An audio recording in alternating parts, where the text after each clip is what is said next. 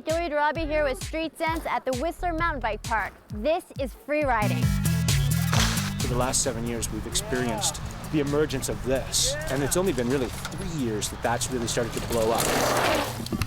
You need a lot of guts to be a good freerider. You just gotta have faith, man. It's pretty dangerous. It's not a question of if you get hurt, but when.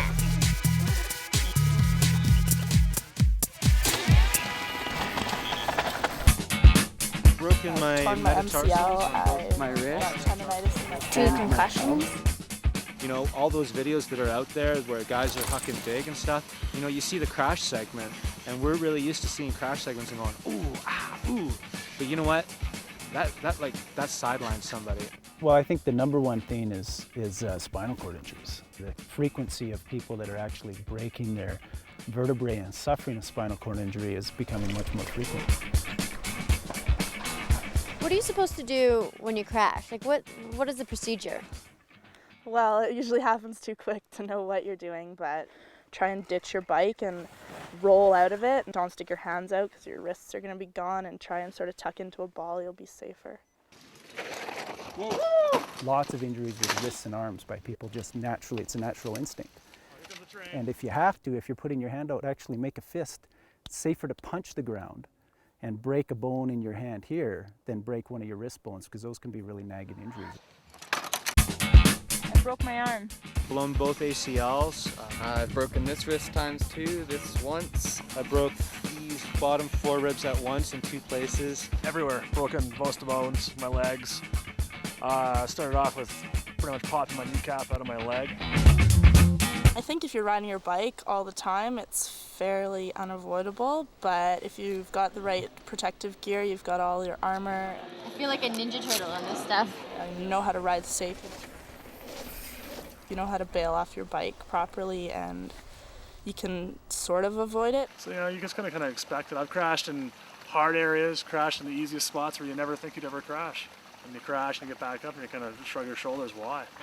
To progress as a rider, you need to push the limits. So you need to work within that fear, within that scaredness that you have in your head, but at the same time to know when to take a step back. Read the signs. Signs indicating the level of difficulty are marked all over the mountain. If you read them, you'll be good. If you don't, you'll be in way over your head, guaranteed.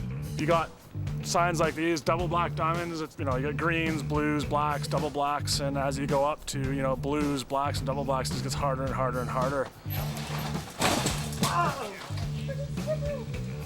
Well, I always find that if there's any fear and any kind of doubt in anything, there's really no doubt at all. Whoa. A lot of jumps, the landings are blind, so you never know. There could be a big rock in the landing that you'll land on and go over the bars. If you're afraid to do something, it's protecting you against possibly injuring yourself off something that maybe you shouldn't be doing. I usually, you know, back off if, you know, if something's too big or a little too freaky for myself. I just, you know, go back to something I know how to do, warm up a little bit more, and kind of start fresh again. It's useful. It keeps you safe.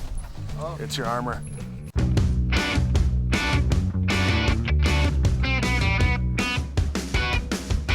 So the consensus among the top riders, core body skills. If you can afford a bike for $5,000, you can shell out a couple $100 for the fundamentals. There are lessons everywhere. You know, a lot of people think they've been biking for 10, 15 years around their block, and, you know, it's the same thing, but, you know, they get up here and they're completely misinformed, and that's why a lot of people go down and crash and get scraped up and bumped up. You know, we offer a free program here. If you rent the bike and got the pass and stuff like that, it's free for a guide, and, you know, it comes in really handy. I come from skateboarding and then BMXing and right into mountain biking.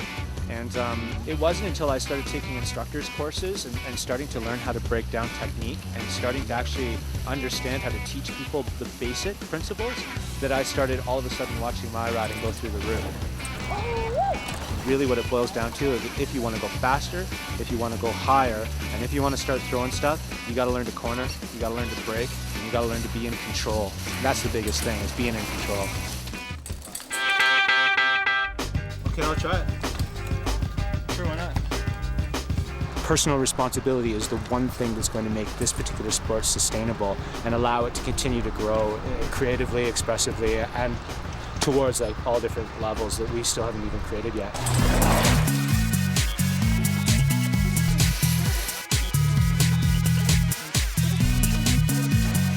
Ready? Woo! Start your engines! Wicked! Kill it! Nice.